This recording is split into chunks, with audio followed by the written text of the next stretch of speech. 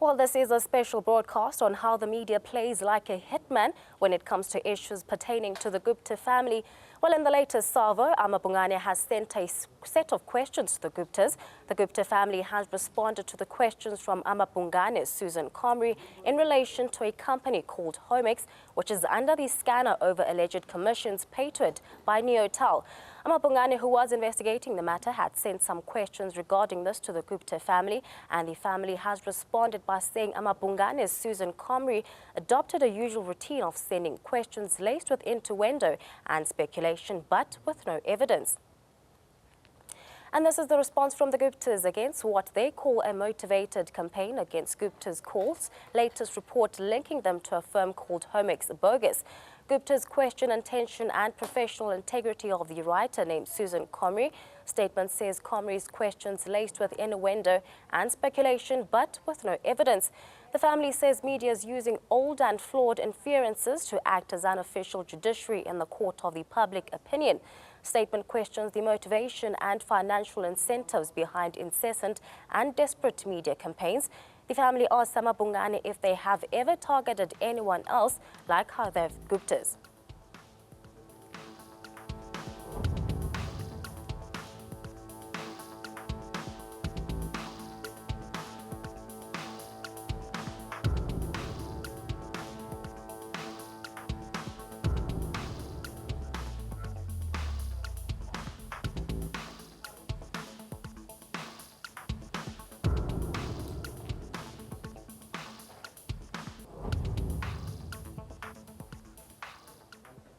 Now, to discuss the story further, we are joined by Mzwanele Manyi from the Decolonization Foundation and also Mr. Andile Mngxitama, who is the national convener of Black Land First and Land First. Well, to both of you, thank you so much for your time. I'd actually like to throw the first question towards Mr. Mzwanele Manyi. Now, the Guptas have issued a very strong statement against Amabungane that has a very controversial history of using leaks and source-based journalism as passing it off as a genuine journalistic investigations. Now, the Guptas have questioned the motivation of the so-called investigative unit for trying to manufacture conspiracy around the Gupta family week after week. Now, what is your reaction towards the Gupta's concern over here? Yeah. No, look, I think for us as a Decolonization Foundation, we'll call on the media to be ethical in their approach. We think the constitution of this country guarantees that a person must be presumed innocent until proven guilty. Therefore, it's totally unacceptable to get a line of questioning that seeks to suggest that a person is already guilty and must prove themselves innocent. So having seen the statement of the Guptas, I think that statement is quite correct in raising an objection, but I think it was quite mature of the statement to still make the room open for questions to be answered. But would call upon the media people, these Mabungane people in particular, that when they interview people, they must do that with the necessary decorum that is required, the necessary objectivity, the necessary non-taking of positions, so that the truth can come out, whatever the truth is, so that everything must happen in a manner that is transparent and that is inspiring confidence, as opposed to pandering to the gallery and using court of public opinion to condemn people. We think that is totally unacceptable. Now, I'll also throw the second question to Mr. Mngxitama. Now, do you see a pattern which the Amabungane is following when it comes to reporting their stories related to Ogbe in a sense, and what is your reaction to this entire saga? Yes, Amabungane actually are the bulldogs of white capital, and from our perspective, they have long passed the point of being considered objective or ethical or capable of basically good journalism. They are biased and they are pushing a clear, narrow agenda, and in fact, they have done quite big damage to journalism in the country. Our view is that they should not be taken seriously. In fact, we must ask the question, whose agenda are they pushing, who funds them, who has set them up, and why are they having such free reign to terrorize and to harass and in the name of investigation. If they are serious about corruption, there are many stories they should have long followed. 26 billion stolen from the Reserve Bank does not interest them. 68 billion which the white capital have not accounted for, taken out of the country illegal, they are not interested in that. They are not interested in the fact that there's a rogue unit at SARS. They are not interested in the fact that their favorite son, Pravin Gordhan, is basically facing criminal charges.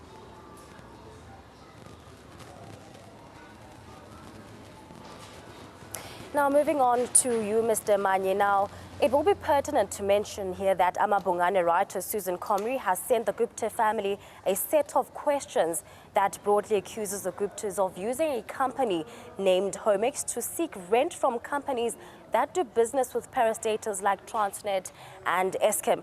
Now, while the Guptas have come out very strongly on this matter towards the writer, saying that she's not just ill-informed, but mostly relies on speculations for works without evidence.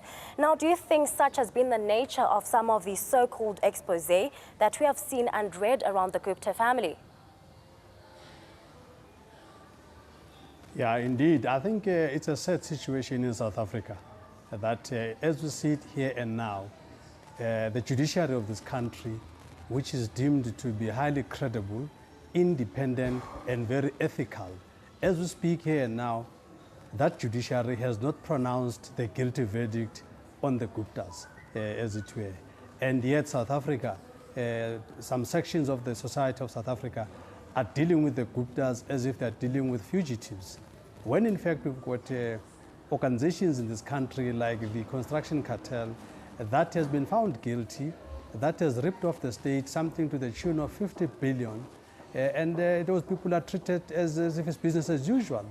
National Treasury, for instance, which is very quick to blacklist black companies that are delinquent, has not done anything to blacklist these cartel owners. So we think that the manner in which the Gupta family is being treated in this country, in fact, borders on violating their constitutional right to be presumed innocent until proven guilty. The Guptas in this country are fighting a situation of being presumed guilty until they prove themselves innocent. And we're calling upon South Africans to see this for what it is and what this is about. This is the entrenchment of white monopoly capital that want to continue to plunder in this country, that want to stigmatize anybody and anyone that seeks to be disrupting them from their plunder. That's what this is about. The Guptas have disrupted white monopoly capital in their plunder in the mining, in their plunder in the media business, as it were. And this is why now they're facing such an onslaught, as it were. Even the things that were sent out in the newspapers about them, so-called suspicious transactions, they were easily explained by the lawyers of the Guptas. For instance, there is this story about 1.2 billion, or 1.2 billion, as it were, that the Guptas explained quite easily that if Standard Bank said they are closing their account, what should they have done? So why is that suspicious to move from a bank account that is closing to a bank that is opening for business for the Guptas? So indeed, this family is indeed coming under severe pressure, and yet the judiciary, which is very credible, has never said they are guilty, but a large section of South Africa is treating them as if they are guilty, and we think that is a violation of their constitutional rights. Now, Mr. Ngotama, this question is actually for you. Now, the obvious question is then, why is the media in a desperate frenzy to hold the Guptas guilty in the court of public opinion? Now, would you say that there is a third hand working and convincing behind these media houses that churn out anti-Gupta stories day after day? What's your take on this? Yes, it is part of the battle of white capital against the Gupta family and I think all black business. We must remember here that white capital has long time captured the state and it controls all the sectors of the economy. And now they see the Guptas as a threat and they're using the media, which they own, to manufacture news and stories and innuendos and suspicions to basically muscle out the Gupta family from what they believe is their natural control over the South African economy and the hegemony and monopoly. That's what it is. Ultimately, it comes down to the fact that the Oppenheimer's families, the Rupert family, the big white business, feels threatened by the fact that already 5%, only 5% of the supply of coal, for instance, to Eskom is in the hands of the Guptas after having bought a white company. They don't want anyone else there. They want to remain the controllers of the economy. And in a sense, also the closure of the bank accounts of Gupta-related businesses was part of what we call economic terrorism, to muscle out them from doing business in South Africa, so that they can, as we say, maintain their hegemony, and this must not be allowed. We need to be absolutely clear that the Ruperts and the Oppenheimers, their economic position in this country is actually a serious threat to any sense of even liberty of a people or economic independence. And we should, as a people, reject this. And if the Guptas have done anything wrong, they must be investigated and they must be given all the rights that corporates or individuals have, but not this kind of ongoing gangsterism. Or white capital is behaving like a gangster here. Now, staying with you, Mr. Mngxitama, actually on that question. Now, we've heard you speak about white monopoly capital using the mainstream media as a proxy to retain its economic monopoly in South Africa, rather. Now, are the Guptas seen as a challenger in this phenomena to actually order them from being attacked by the media that is largely controlled by the apartheid-era white business families? Yes, I mean, we need to develop a correct perspective on the media. The South African media in particular, that's called independent, is wide owned by the same companies and businesses which have hegemony in the South African economy. So they speak for their masters and they speak to defend the interests of those who own them.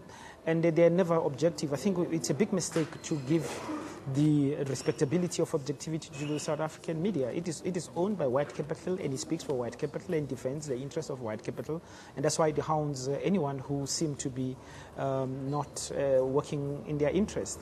President Zuma, of course, his big mistakes was that he appointed Van Rooyen without getting permission from white capital.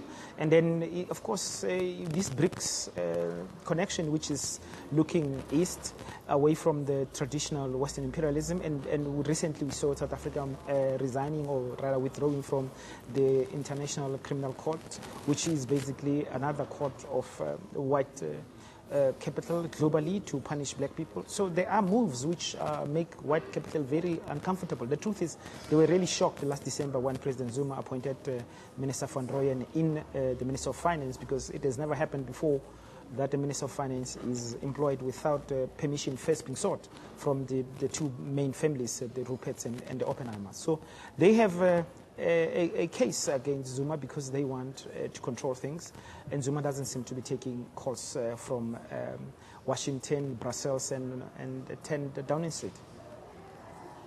Now, also joining us on the phone line is William Bird from Media Monitoring Africa. First, thank you so much for your time. Now, well, we'd actually like to ask, how do you perceive this incessant media attacks on the Guptas? Is the media behaving like a hitman in this case? Well, I don't know about a hitman. It certainly is evidence that there's elements of bias in the way that they are covered. But I think hitman is probably an equally biased sort of allegation to make against them, which isn't to say that they're not significant challenges in the way that our media represents those who challenge power.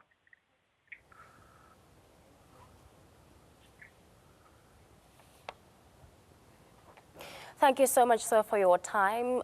We truly appreciate that. Now, moving right on.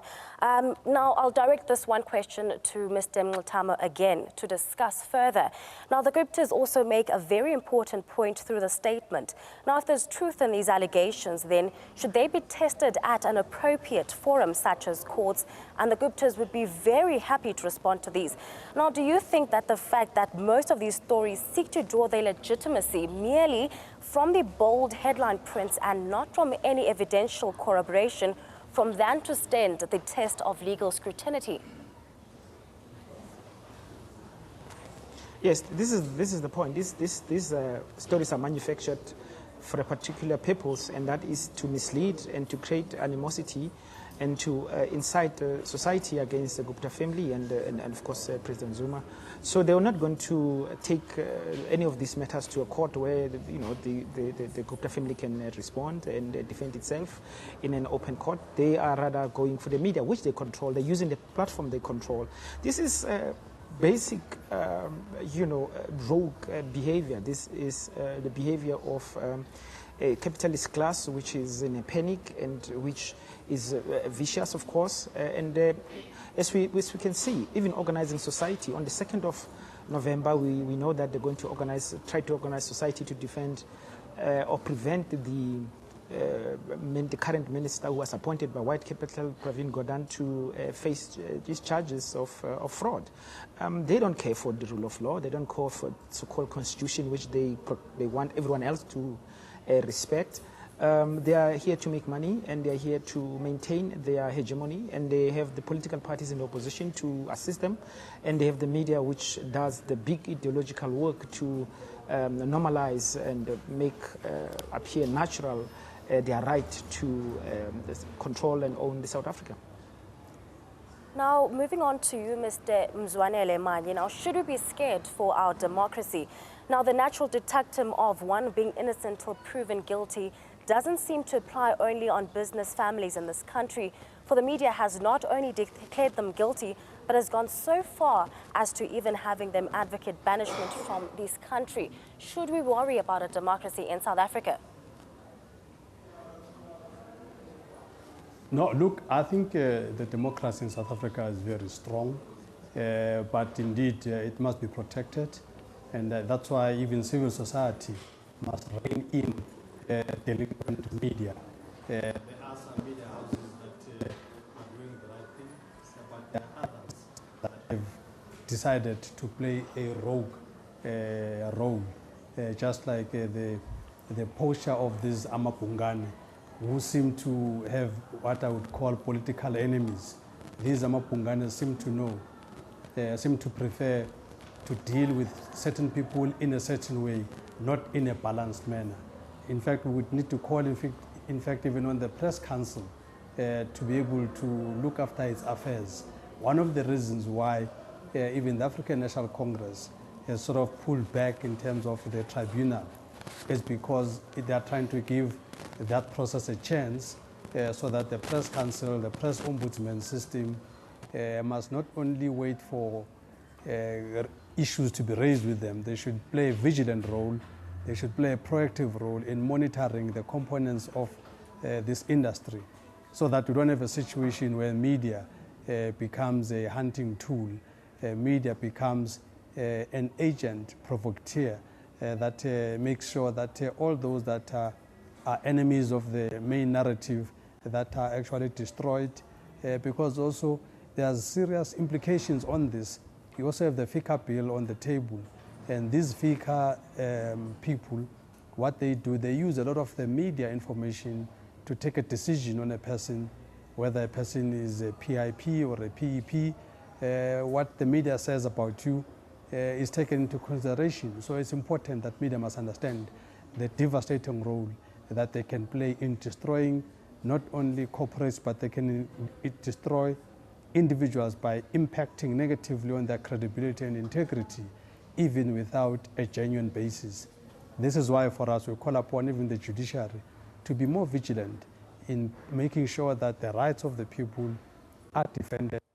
You don't have media playing a circus with the rights of the people. Now, also moving on, we have just to look at the shareholding of the mainstream media companies that declare Guptas guilty of various things imaginable and unimaginable without any tangible evidence, actually with doubt on daily basis.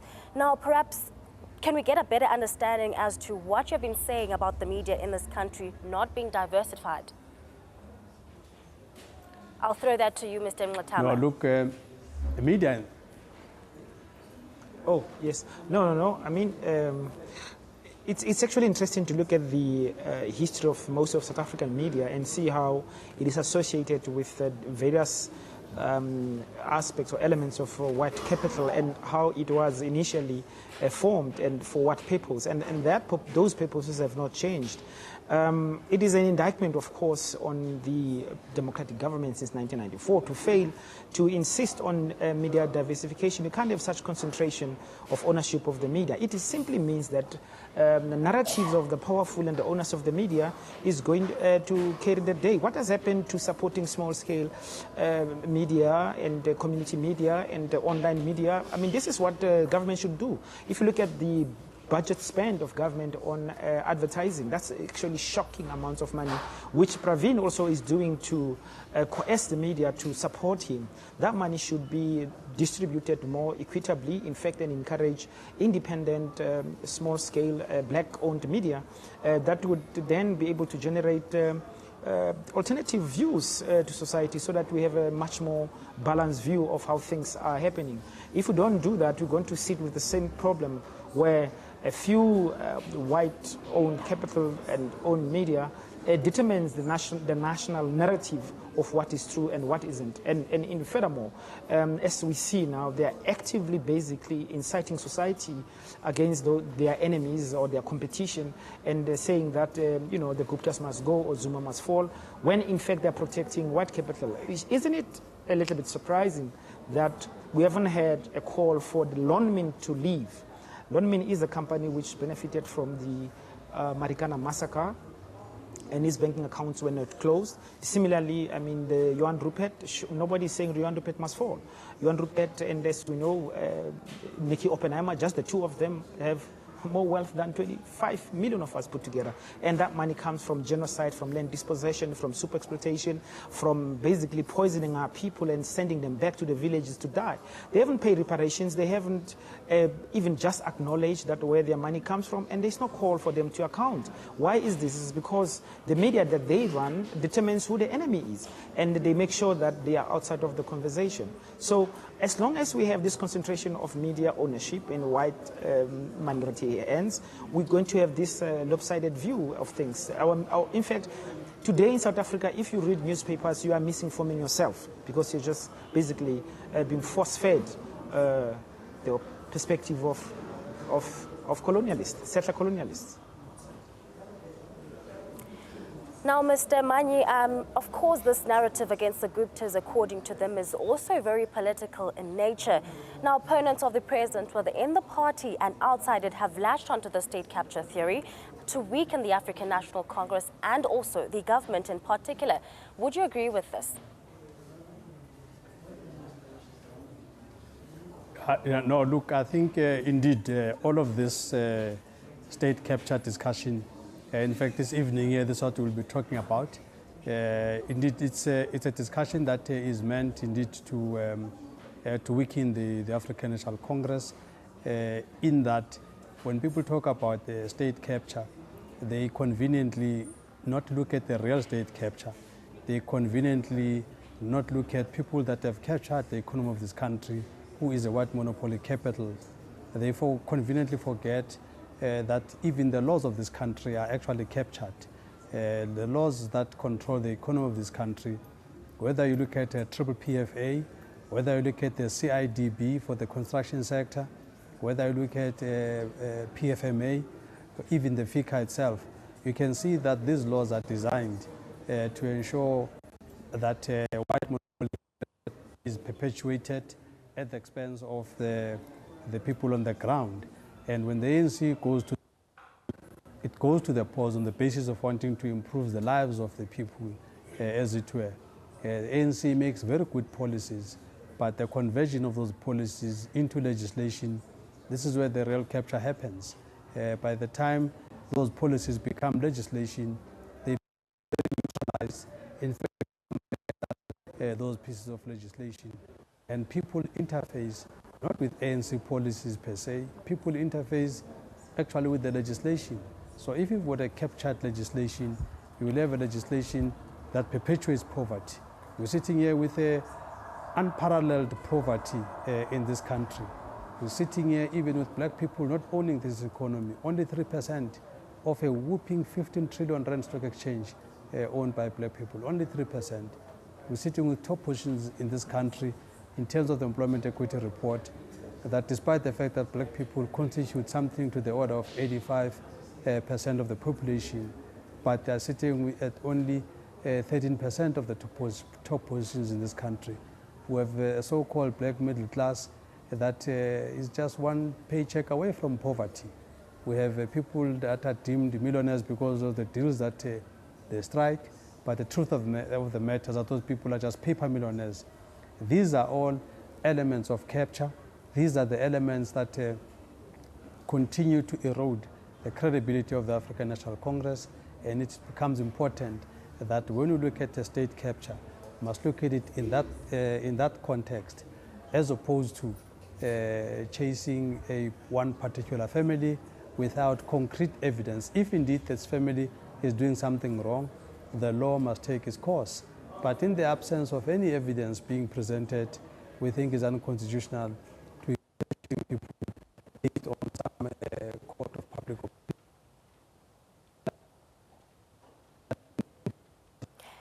Now, actually, I'll throw a question to you, Mr. Mngxitama. Now that if all that we've discussed here is also true, what does it say about the state of media regulatory bodies in South Africa? Because there seems to be a little cost of destroying reputations and also businesses, and also for misusing media for narrow political ends. What do you make of this? But it's a very strange environment where the media basically is policing itself.